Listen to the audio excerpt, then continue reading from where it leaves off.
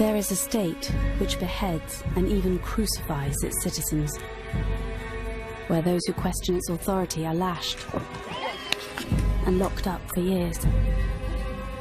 A state where women lack many basic rights, patrolled by religious police, where children are indoctrinated,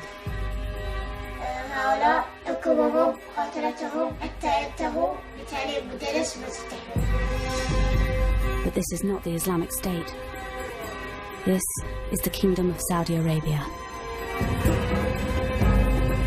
A close ally which buys billions of pounds worth of British arms, whose security forces we equip and train, even though they're in conflict with many of their own people, whose oil we buy, and whose royals get the red carpet treatment. We have a relationship with Saudi Arabia because we receive from them important intelligence and security information that keep us safe. Working with a team of Saudi undercover cameramen, Watch this. This film sets out to penetrate one of the world's most secretive and repressive states. The women, they're imprisoned. They just fear freedom. Because of American and European support to the Saudi monarchy, our people have suffered. And we will uncover how Saudi money and ideology has helped drive terrorism around the world. I think there's a very real threat that the ideology that comes from there is posing to us. Morally, we need to make a stand. I think that the chickens are coming home to roost on this one.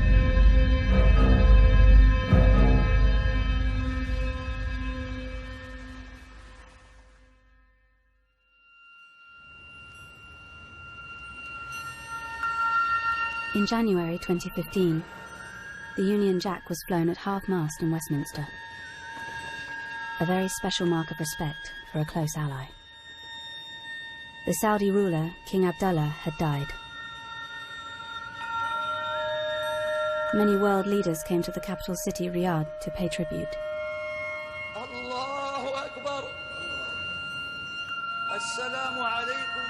In the same month, in another Saudi city,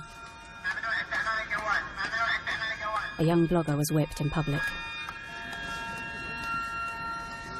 Raif Badawi was convicted of insulting Islam after he spoke out about his government and religion. He wrote, "The only way to deal with an unfree world is to become so absolutely free that your very existence is an act of rebellion." For comments like this, Badawi, a father of 3 young children, was sentenced to 10 years in prison and 1,000 lashes.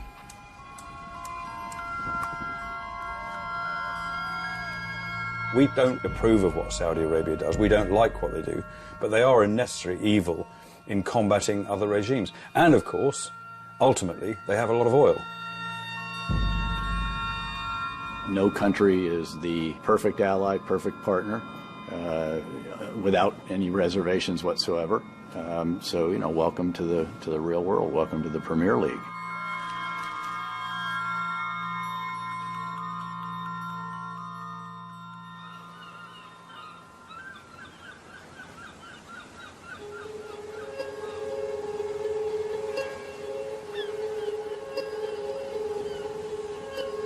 كان بدنا يسب في السعودية ما بيها شيء يقول لا أنت بنت جبال تسمع يعني من الجبال هاي تسمع الشخص لما يبغى يتكلم لما يبغى يقول شيء ما يستطيع ما في أي حاجة داعي يعني فكانت السلطة تعتقل على الكتاب هوس الخوف هذا بسيطر على الشعب كامل سواء كانوا شباب أطفال. Yasser is part of an underground network of activists in Saudi Arabia. It's one of the most secretive countries in the world. No journalist can operate freely, and you can't even get in as a tourist. So Yasser's come to Istanbul at great risk to collect an undercover camera.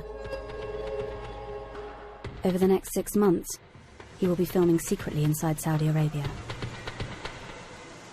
If caught, he'll be imprisoned.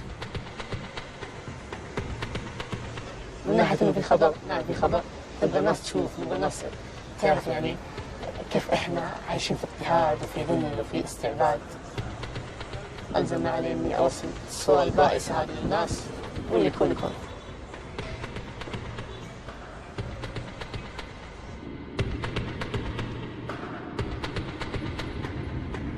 2 days later, Yasser is flying back into Riyadh to begin filming undercover.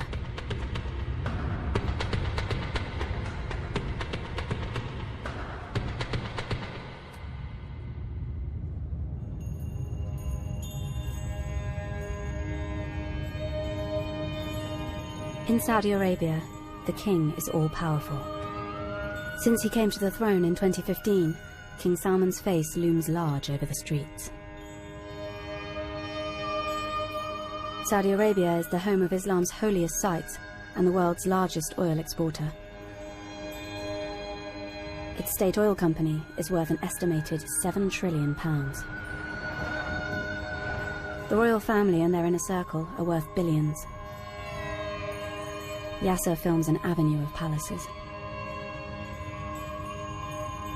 The external face of Saudi Arabia is ostentatious wealth and luxury shopping malls. But the global crash in oil prices has hit the Saudi economy hard. Despite spending billions on social welfare, it's been estimated up to a quarter of the population live in poverty. في 3 أيام وهذه بنتي. إيش نعمل؟ ما يقدر البيت ما ترد الشارع.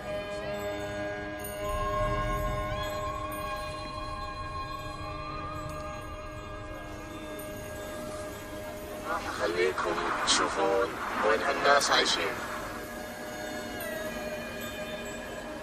This is how millions of Saudis live. A reality rarely seen by the world, because you can't film openly here. الناس هنا عايشة في عذاب مهينة. الواحد غرام في شيء خمسين. الأطفال يبيعون. لا إله إلا الله. الناس بالنسبة لشنو كيف؟ شنو مجاري شنو؟ السوق. تطلب المال وتشحن. Yasser's in Saudi's second city, Jeddah. He shows us how women often end up begging on the streets.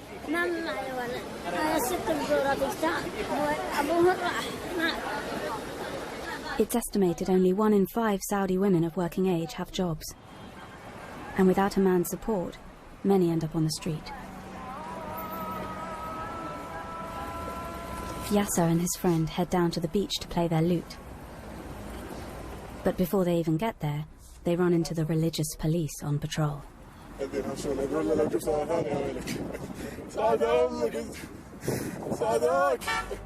In Saudi Arabia, playing music in public is forbidden by the religious police.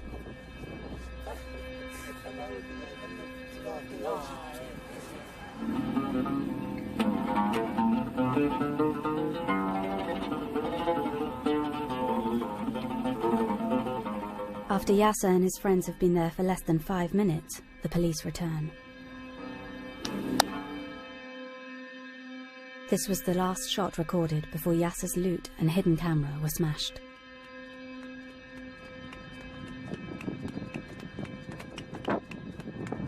جيمس كسودي أصبح اليوم كسودي العود حتى.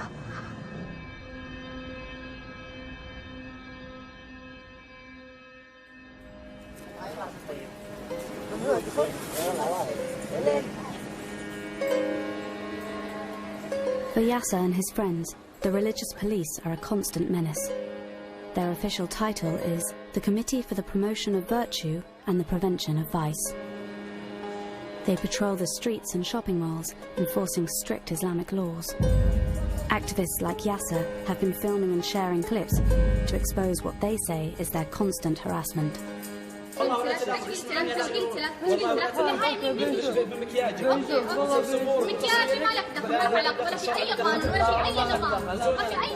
They force women to cover themselves and drive people out of cafes to go and pray. Their strict form of Sunni Islam is known as Wahhabism. It is the religion on which Saudi Arabia was founded. Here, the religious police are smashing bottles, thought to be alcohol.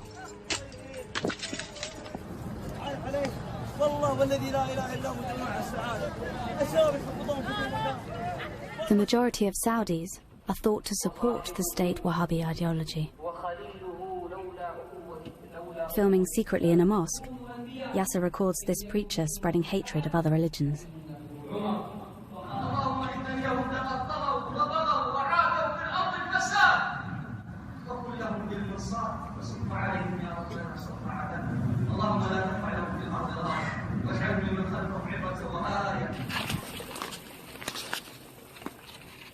The state Wahhabi ideology is taught to Saudi children from an early age. Yasser films a 14-year-old Saudi boy showing him the books they use at his school. Books made in Saudi Arabia, but exported to the world.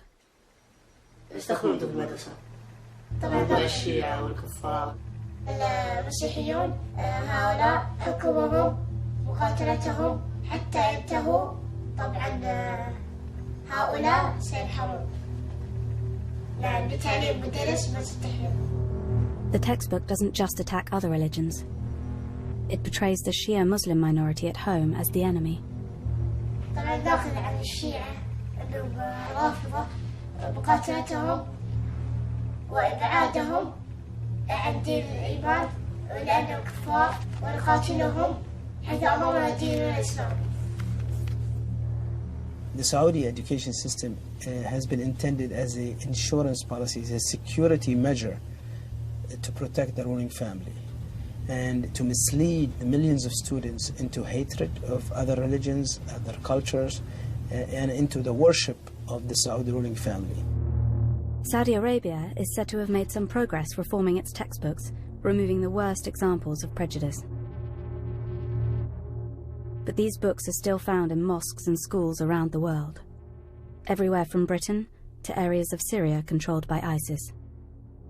No wonder thousands of Saudis joined ISIS and other terror group, because they were trained in Saudi schools. From the foundation of Saudi Arabia, the support of the religious establishment has been central to the royal family's grip on power. The regime uses traditional Islamic punishments. Executions are often carried out publicly with one sword blow to the neck. The headless bodies are sometimes then displayed publicly. According to human rights groups, King Salman has asserted his rule by stepping up the rate of executions to its highest level for 20 years. In 2015, Saudi Arabia executed 157 people. This Burmese woman was convicted of killing her stepdaughter.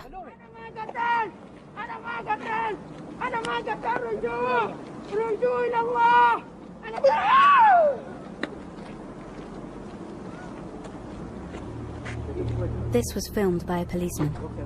He was later arrested after posting it online. The Saudi government claims that only the most serious criminals are executed, and punishments are carried out in line with sharia law. They say trials are fair, though human rights groups disagree.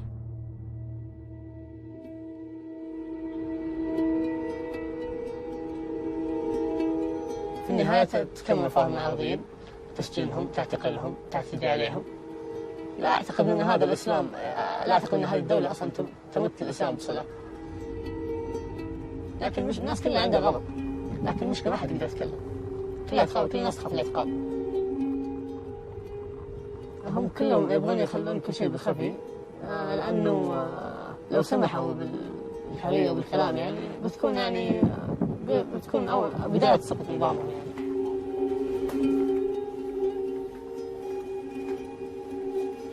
In Saudi Arabia, criticizing the government, criticizing religious people are considered as acts of terror.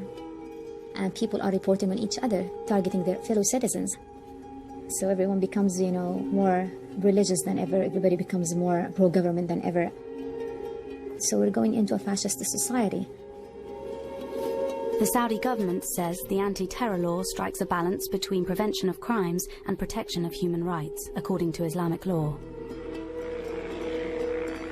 One activist's story, more than any other, encapsulates Saudi suppression of free speech. موقع الليبراليين السعوديون هو أثار حفيظة المتشددين بصفة عامة في السعودية لأنه كان يفضح ممارسات. This is Raif Badawi, speaking before his eventual arrest in 2012. تهم وعلى وجه الخصوص ممارسات هيئة الأمر بالمعروف والنهي عن المنكر، فذلك حملهم على محاولة تخويفي ومحاكمتي في الموقع الليبرالي السعودي على أنه يسيء للإسلام. هذه الساحة ونسل جبالية في جلد الأشخاص البدوين. أنا أعتقد أن رايف شخص أبدى برايه بكل احترام، لم يرفع سلاح، لم يقتل أحد، لم يفجر، لم يكفر مثل ما فعلت السلطة.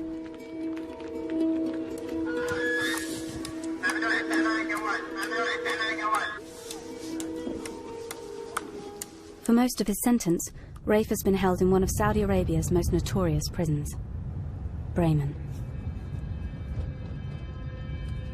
Saudi Arabia shows outsiders state-of-the-art prisons, but people rarely see the reality.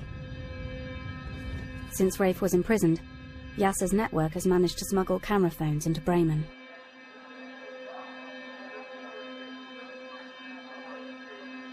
What they found was chaos and lawlessness, and prisoners injecting themselves. Here, a prisoner is abused by his fellow inmates.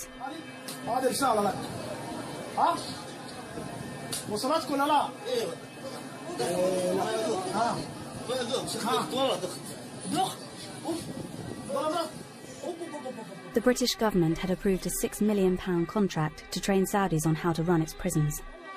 Amid the international outcry about cases like Raif Badawi's, it decided to cancel the deal, saying it was focusing its resources on domestic priorities.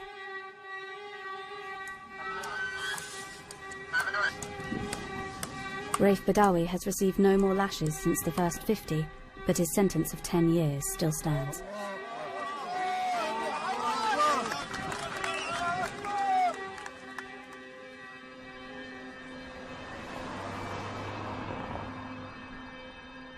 Thousands of miles away, his wife Ensaf and 3 children have received asylum after escaping Saudi Arabia.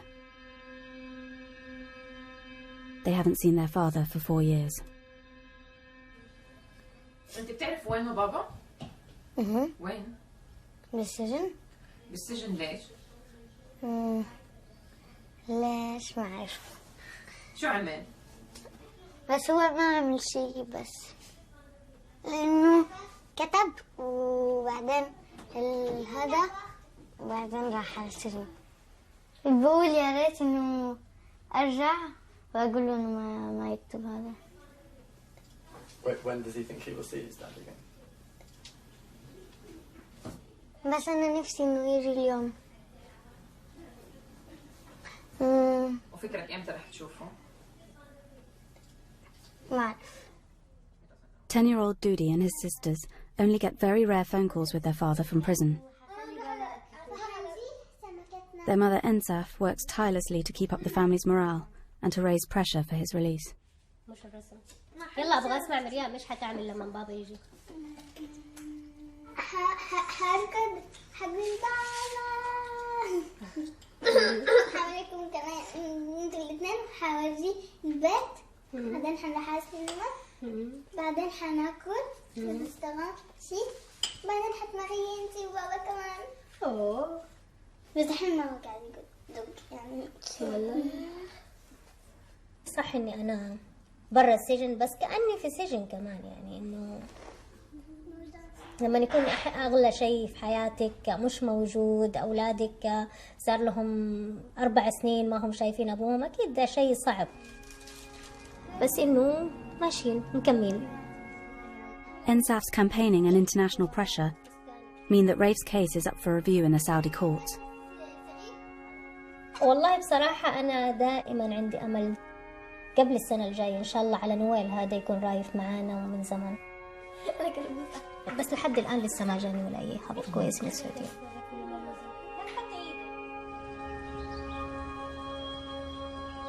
In part 2, we go into Saudi Arabia undercover ourselves and come face to face with the Saudi state. What's this?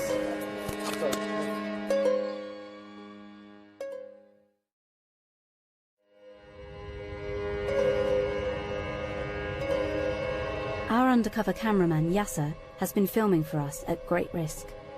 He and his network are trying to reveal the other side of our close ally.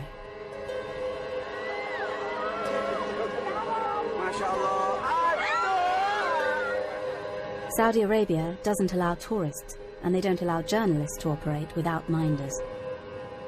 So we're flying into Riyadh as businessmen after setting up a fake company.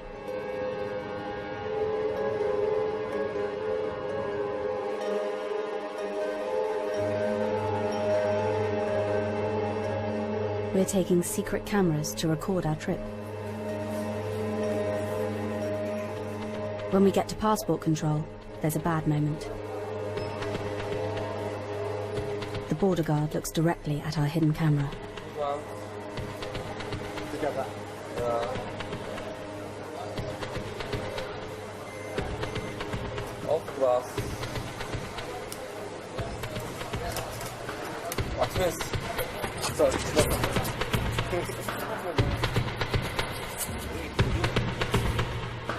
Now we're in Saudi Arabia. All filming we do is forbidden. Our cover story is that we're here for a business conference. On the way, we visit one of Saudi Arabia's most notorious landmarks, known as Chop Chop Square. It's the scene of many of Saudi Arabia's public punishments, and there's a heavy police presence.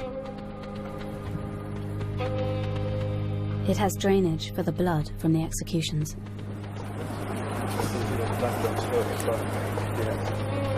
Two Westerners in the middle of Chop Chop Square inevitably raise suspicion.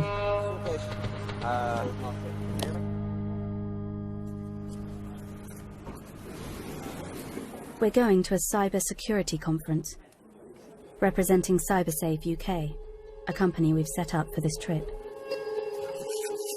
We've been placed right next to the Ministry of Interior, the very people who arrest activists like Raif Badawi.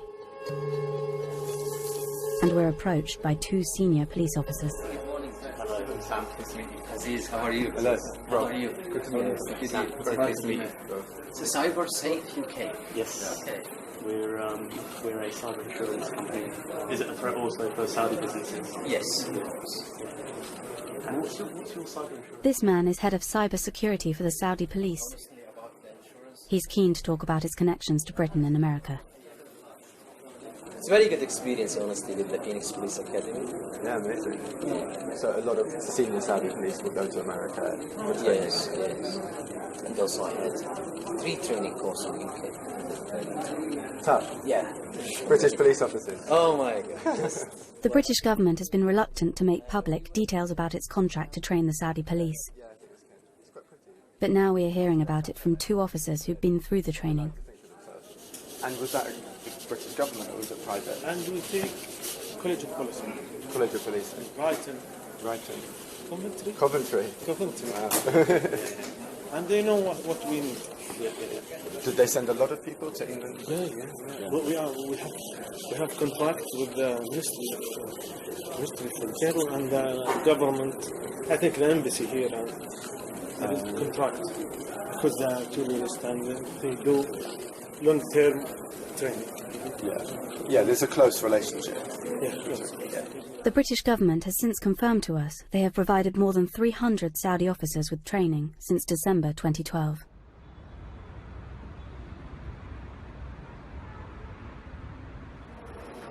Despite some reforms in education, employment and politics in recent years, women still don't have the same legal rights as adult men. Women can't drive and struggle to perform many simple tasks such as going to the doctors without a male guardian.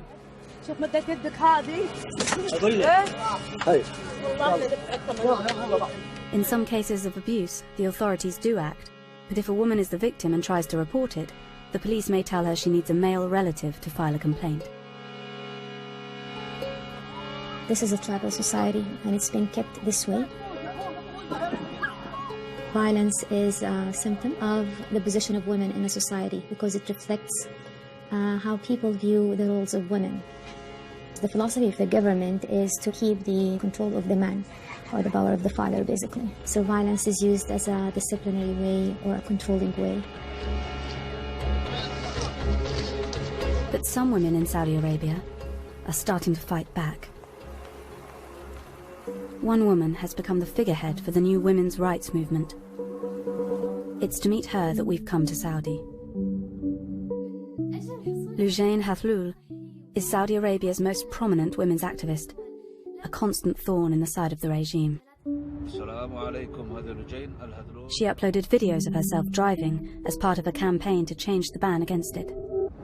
أهلين معكم لوجين الهذلول. أنا الآن في طريق الغويفات بحاول أقطع الحدود السعودية من هناك ونشوف وش يصير. Moments after this was filmed, Loujain was arrested trying to enter Saudi Arabia. She was imprisoned for 73 days without trial. Eventually, she was released, but she is banned from travelling, and she says she still has terrorism charges against her. Despite the risk, she is still happy to meet us. She may be under surveillance, so we have to meet her in a secret location. I've been threatened since the beginning. My car was broken. I almost got beaten up just because of the campaign. People wrote me letters on Facebook and sent me all sorts of weapon pictures, saying that if I continue, I'll be murdered or my family harmed. Loujain's campaign sparked a debate inside Saudi Arabia. To some women, she became a hero. To the more conservative elements, a hate figure. I try to represent their rights. Some of them don't believe that it's their own rights. They refuse it, they reject it. But I believe that they're imprisoned in their own old raising, their old mindset, or they just fear freedom. Although banned from activism, Loujain hasn't stopped campaigning. She's registering as a candidate in the 2015 municipal elections, the first in which Saudi women can participate. سجلت خلاص؟ سجلت. It's scary. I'm not saying it's not scary, but I'm continuing. I am not stopping. I'm stepping, shaking while stepping, yes, but I'm not giving up. We'd managed to meet a Saudi activist without being detected by the security forces.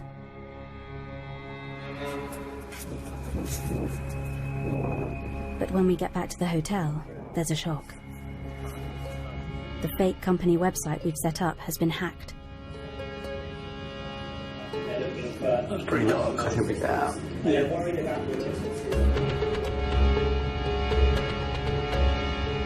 We don't know who's testing our cover story, but we're forced to leave early and head straight to the airport. We hope that there's no travel ban on our passports. If we're discovered, we know we'll be arrested.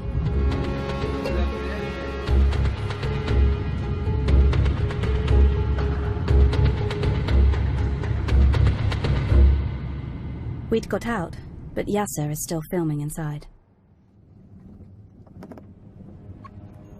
One of his network is driving to a region that's witnessed serious unrest, and the first signs of potential cracks in Saudi rule. The east of Saudi Arabia is where most of the Shia Muslim minority live. He's come to meet the family of a boy who has been condemned to death, aged just 17. Ali Nimmer's punishment marked the beginning of what activists say is a dangerous new phase for the Saudi regime.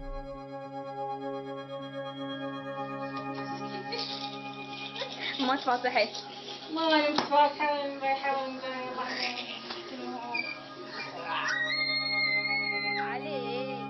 علي النمر شعب عربي مثل أي شعب آخر من شباب العرب يحلم بالحرية يحلم بالعزة بالكرامة.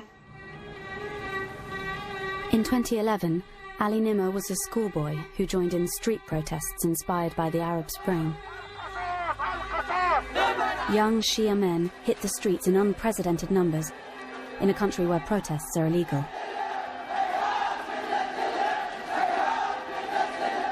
As the days passed, the confrontations with the security forces became more intense. The Saudi police reacted to the protesters with bullets. Scenes like this have raised questions about Britain's contract to train Saudi police.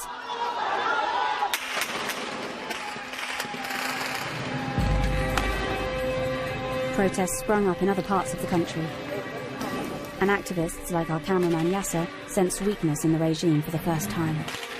كان عند شعور انه احنا ننتصر خلاص يعني جاءت اللحظه اللي خلاص احنا نتغلب على هؤلاء المستبدين اللي يعني عشرات السنين استبدوا فينا واستعبدوا فينا.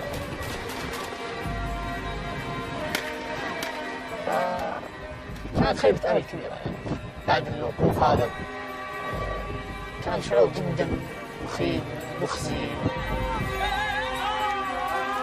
Eventually, after tens of protesters were killed and many more arrested, the regime succeeded in putting down the uprising. اطلق تعال. دانا هنا أنا دانا هنا. هذا بيتي شوف. Ali recorded his anger at the police's reaction in this confrontation outside a police station. ما عندي شيء أنا ما عندي لك كاميرتي. أنت قاعد تطلع في بيتي عشان كذا أنا قاعد. Soon after this was recorded, Ali was arrested.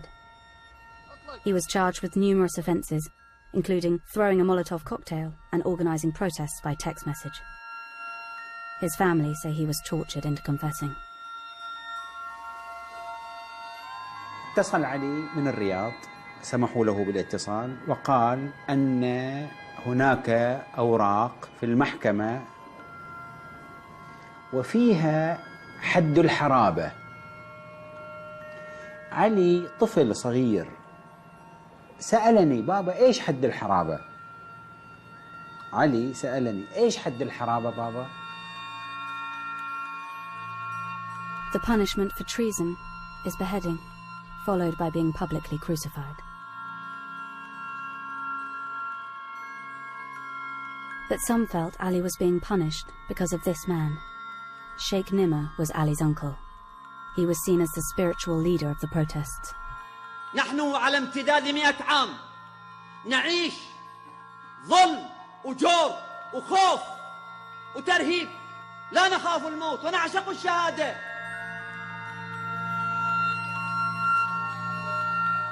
طبعا صعب يعني ليلي ونهاري الذكرى ما يغيب عن بالي. على طول الذكر عليه موجود في بالي، على طول لساني يلهج بالدعاء إليه، بالفرج إليه. أشياء كثيرة في البيت تعني لي علي، كل البيت أصلا يعني لي علي. The British government says it has lobbied to spare Ali the death penalty. But in September 2015, Ali's death sentence was confirmed, with no more chance to appeal. In the same week, it was revealed Saudi Arabia was made the chair of a UN Human Rights Council panel of experts.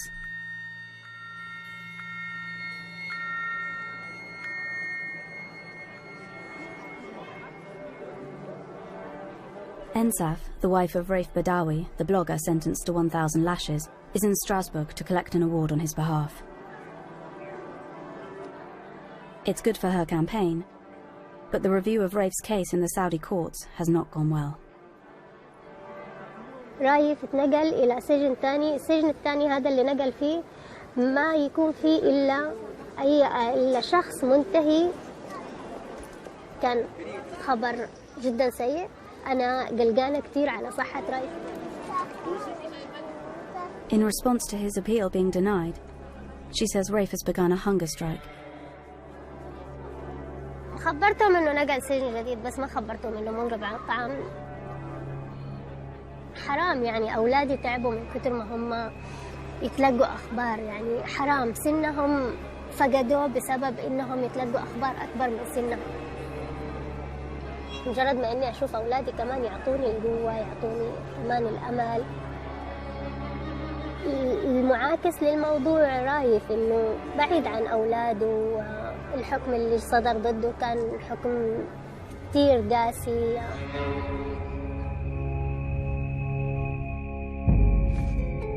In part 3, we uncover how internal Saudi ideology has been spread around the world.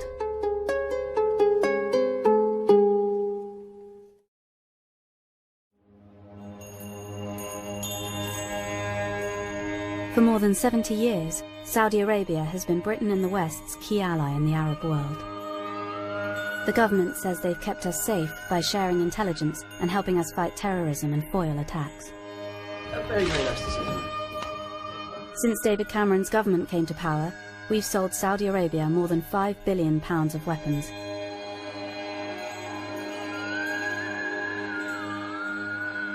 Saudi Arabia has been a very important partner. We've got our oil from them, we've sold weapons technology to them, and they have been an ally in providing intelligence about low-level al-Qaeda activities.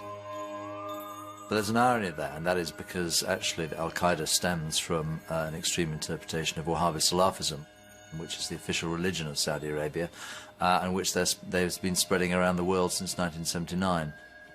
So there's an ambivalence to that relationship. The Saudis have spent at least $70 billion spreading Wahhabi Islam around the world. But they've always denied any official link to terrorism, and are now preparing to send troops in to fight against ISIS in Syria. But evidence has come to light related to the most high-profile terror attack of all.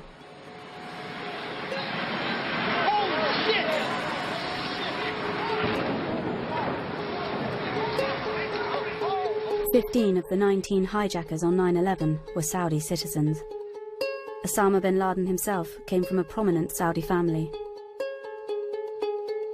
It prompted the United States to investigate Saudi links to terrorist organizations.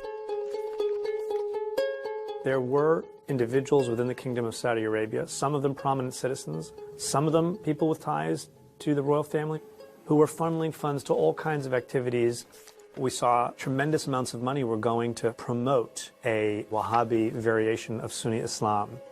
And that led to, I think, mostly unintended consequences, but they should have been recognizable consequences. According to US government documents we've obtained, a pattern emerged of Islamic charities supporting terrorism. The CIA reported that governments in the Islamic world had supported the charities' religious activities, but were unable to monitor them or how their money was used. The name of one charity came up repeatedly: the Saudi High Commission for Bosnia and Herzegovina. It was set up in Sarajevo by Saudi Arabia and provided more than £300 million in aid for Bosnian Muslims. The Saudi High Commission was a significant state-funded charity, and it was tied in certain instances to financing terrorism, in particular in Bosnia, for example.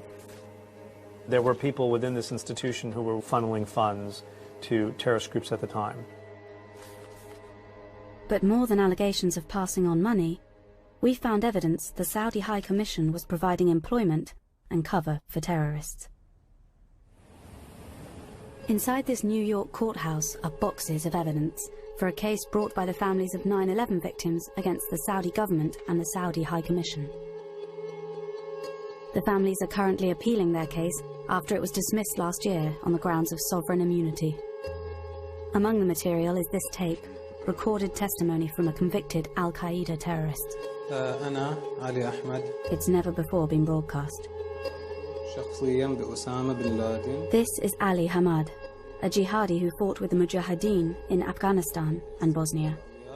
He alleges he and others were employed by the Saudi High Commission, and that local officials at the charity knew that he was linked to al-Qaeda. He says Bosnia was seen as a crucial foothold in Europe for al-Qaeda to plan future attacks. تنشر جنودها وضربتها في جميع الدول الأوروبية. البوسنة للقاعدة ليست مهمة. Hamad was later involved in setting off a car bomb in Bosnia in 1997 after the war had ended. It was apparently designed to kill non-Muslims and reignite the fighting there. Documents obtained by lawyers for the 9/11 families also reveal Washington knew about the charity's direct links to terror. But it was only after 9/11 that action was taken. NATO's heightened state of security. 2 weeks after the 9/11 attacks, NATO special forces raided the charity's offices in Sarajevo. Are you saying that you have evidence of al-Qaeda's activities here in Bosnia? Yes. We've spoken to another senior officer involved in the raid, who described the material they uncovered as very disturbing. A hard drive of maps of military buildings in Washington, information on how to fake State Department badges, and before and after pictures of the World Trade Center.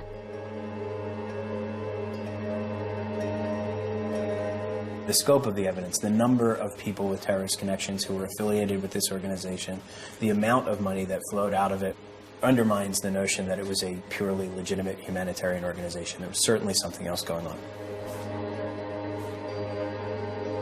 Documents filed in court confirm that the Saudi High Commission was an official arm of its government which provided 1/3 of its funding, and that the charity's president throughout this period was a man whose face now hangs over the streets of Riyadh. At the time, Prince, now King Salman. And Saudi media reported he visited its offices in Sarajevo a year before it was raided. The Saudi High Commission was linked to radical individuals who, in several different instances, were allegedly involved with Al-Qaeda. That suggests to me a questionable sense of judgment about what the drivers of terrorism are or historically have been. King Salman could or should have done a better job in exerting oversight over the organizations in which he was chair. The Saudi government in the past has said that none of its agencies knowingly provided funds to Al-Qaeda or other terrorist groups. There is no suggestion King Salman, the royal family, or senior Saudi officials knew about or were involved in the alleged support for terrorism at the Saudi High Commission. The 9/11 Commission said that although Saudi Arabia had long been considered the primary source of Al-Qaeda funding, it had found no evidence that the Saudi government or senior officials individually funded Al-Qaeda, but that this did not exclude the likelihood that charities with significant Saudi government sponsorship diverted funds to Al-Qaeda. Since 9/11, Saudi Arabia has wanted to show the world that they are tackling terrorism. They themselves have been the target of attacks, and they have passed laws to clamp down on private donations from inside the kingdom.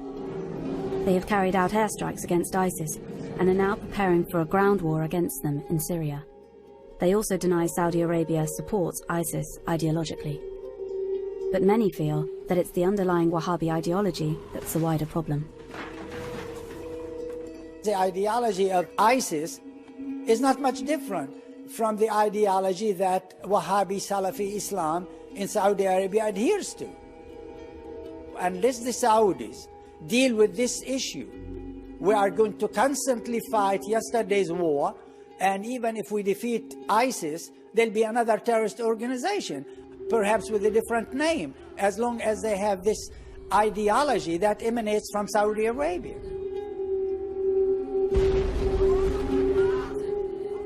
I think our national interest needs to take into account the very real threat that the ideology that comes from there is posing to us, and we see this in Daesh, we see it in ISIS, we see it in our domestic terrorism. And so I think that morally we need to make a stand. I think that the chickens are coming home to roost on this one. King Salman's government says it's leading a crackdown on terrorism at home as well as abroad. They've led a coalition against an uprising by a Shia militia in neighbouring Yemen, using British and American weaponry in a widespread bombing campaign. And on the 2nd of January 2016, they announced the execution of 47 men for terrorist offences in Saudi Arabia. Saudi Arabia says it has executed 47 people. It was the largest mass execution since 1980. Shia cleric Nimr al-Nimr. Whilst many were convicted Al-Qaeda terrorists, several others were political activists. Ali Nimr was spared for now, but his uncle, the Shia cleric Sheikh Nimr, was executed.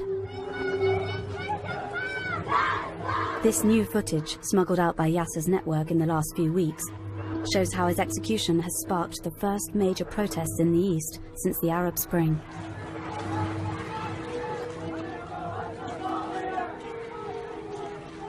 أنا شخصيا أعتبر أن السيف مسلط على رقبته. يتوقعون أن تكون هناك ارتدادات، يتوقعون أن يكون هناك فلتان في الشارع. فما بالك لو لا سمح الله أقدموا على الإعدام. I mean, the execution of Sheikh Namr is a signal that the Saudis were sending not to the Shia only, but to all dissidents, secular and Islamic. They will not tolerate any dissent because they are viscerally opposed to sharing power. The executions have clearly had an effect on the activists we've been filming. Yasser has now been working undercover for 6 months, every day risking arrest. But he tells us that after the executions, the situation has become too risky to continue. James, ما أقدر أكمل. أخوياي كلهم اعتقلوهم، والكاميرا لو شافوها عندي بيقولون عني أنا إرهابي، والناس ما مبسوطين أبد. الحين عرفنا حقة ملك. The elections, billed as a great advance for women's rights, went ahead. But women's activist Lujain Hathlul was missing from the ballot. Definitely, I'm a troublemaker for them. That's why they don't really want me. Or actually, I think it's the case of me being a very vocal person about human rights or women's rights. Unfortunately, the religious establishment is not really aligned with any of the economic, social, or best interests of the 30 million people living in Saudi Arabia. Their needs and best interests and voices should be heard. And it will continue to be an issue for the people and for the political system until it's resolved. It's not going to go away because people are being imprisoned or even executed.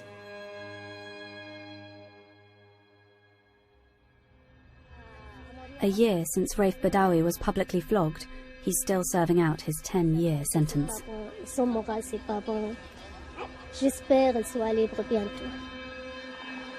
His wife Ensaf hasn't heard from him since the executions happened.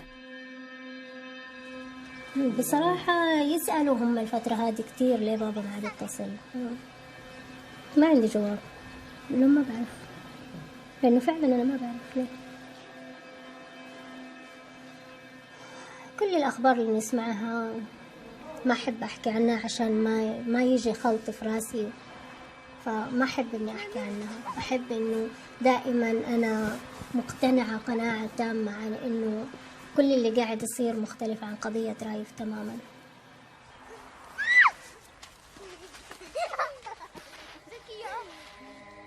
In response to the film, the Foreign Office told us, "Only by working with Saudi Arabia can we bring about changes we would like to see.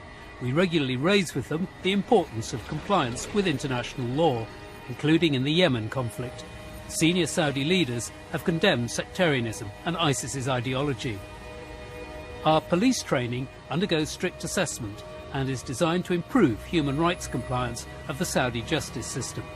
Our arms sales are subject to one of the most robust export control regimes in the world. We are extremely concerned about Raif Badawi and have raised his case at very senior levels. The Saudi government has assured us that Ali Nimr will not be executed." The Saudi government told us, "The Kingdom of Saudi Arabia utterly rejects the partisan nature and sensationalist tone of this documentary, which sets out to portray the country in a negative and unbalanced light. The Kingdom's legal system is based on the due process of Islamic sharia law. The Kingdom is at the forefront of international efforts to combat terrorism and will pursue anyone who supports and funds terrorist activity, and to suggest otherwise is a slur.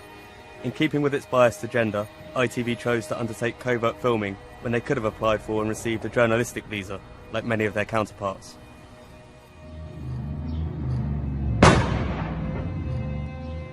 Activists say they're being forced underground, but with the spread of phones and cameras, it has become impossible for the regime to control what the world sees.